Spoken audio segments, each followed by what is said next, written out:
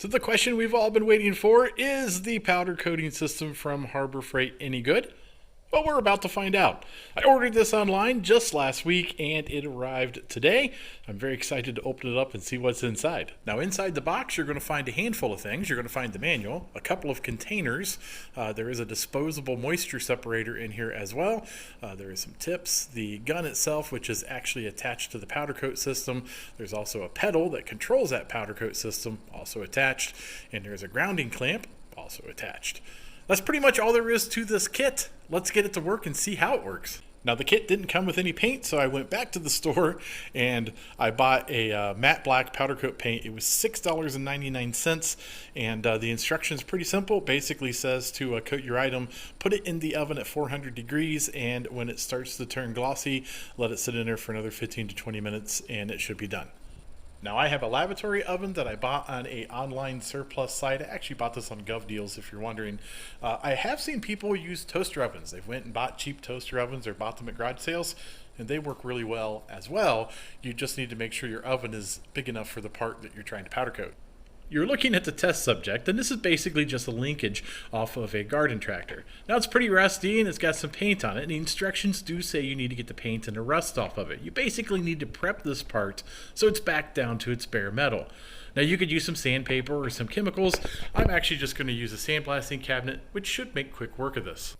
Now, the sandblasting cabinet really cleaned this part up, and the current setup is I have it hanging from a copper wire, as you can see, and on the top of that copper wire I have my ground clamp. Now, it is suspended from the ceiling so I can spray it relatively easy and not have to handle it.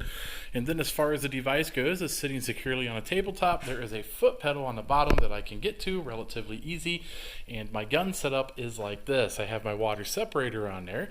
This is an on-off valve, by the way, so you want to make sure your valve is on. Obviously, that's your trigger. I have a little bit of paint in the cup, not much. I just dumped some in from the black mat that we have. And then the spray pattern tip, I chose the smallest one in the bag. Now, it comes with three: small, medium, and large. This is a really small part. You want to shoot it at about 8 inches from the end of the gun, and you also want to set your air compressor somewhere in between 10 and I think it's 30, and actually it is. It's 10 and 30. Now, I have mine set at 15. And let's get this blasted. Now, I have to wear a respirator. I'm going to open the garage doors because I do care about my health, so I'm not going to be able to talk to you while I'm spraying it, but I will record it.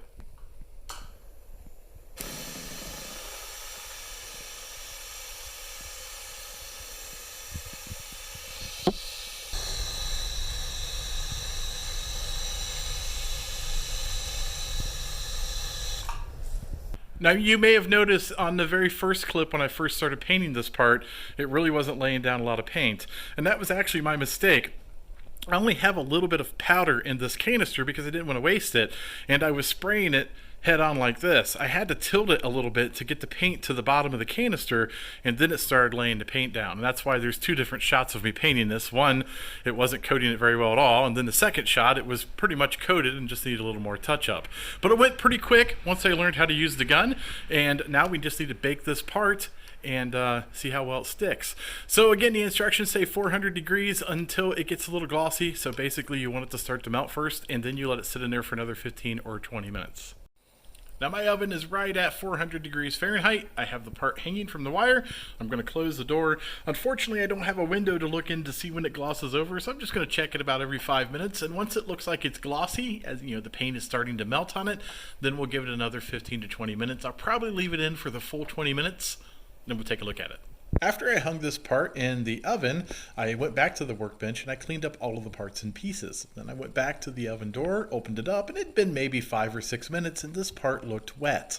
So I shut the oven door, I gave it 20 minutes exactly, reopened the oven door, and the part was finished. It looked just like this. It looked really good. I let it cool because it was obviously hot, and I have noticed I cannot scratch the paint off with my fingernail at all. So this part is really durable. That's what I would expect out of powder coating. That is the whole point. It's an extremely durable paint that pretty much is tough to come off.